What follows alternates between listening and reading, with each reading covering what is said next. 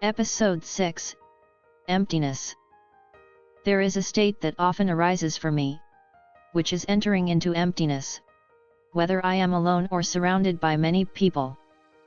During this state, I feel nothing. My mind becomes still.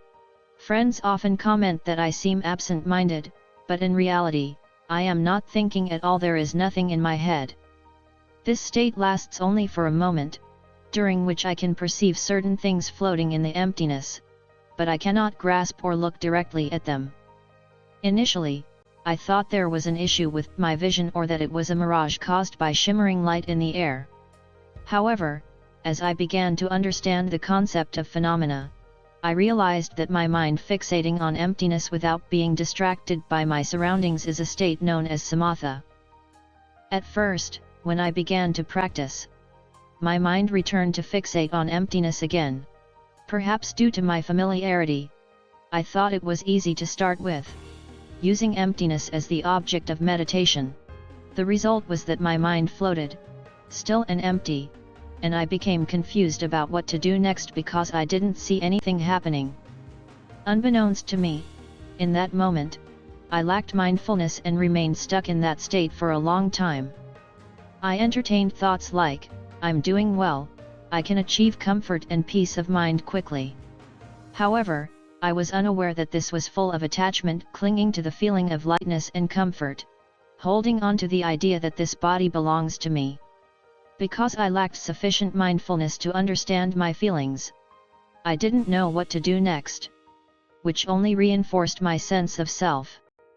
One day, I read teachings from Lungpor Promote Sho, who advised that fixating on emptiness is a wrong practice. Instead, I should observe internal emotions in pairs, observe permanence and impermanence, pleasure and pain, and see the changes, witness the arising and passing away in accordance with the law of the three characteristics. This means to observe and be aware without interference. I began to understand that initially, I clung to this body as mine because I was sitting and practicing. It was all about me. This was a misunderstanding, known as wrong view. If one begins with this mindset, even if they achieve concentration, it becomes wrong concentration, making it impossible to see phenomena as they truly are.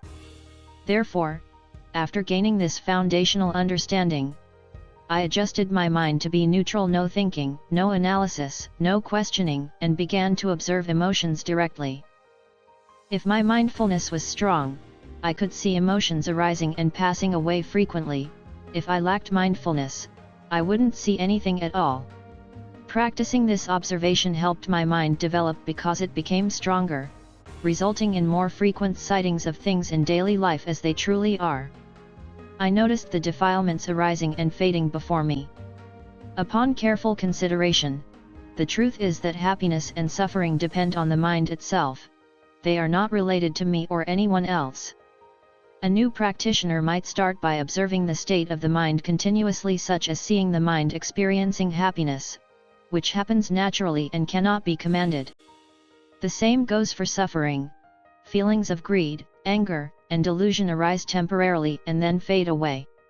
When one sees this truth repeatedly, the mind will eventually accept it.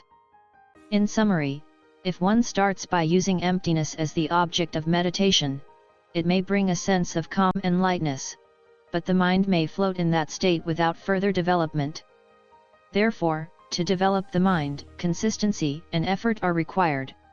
Practice regularly until mindfulness becomes automatic, and then truths will begin to reveal themselves.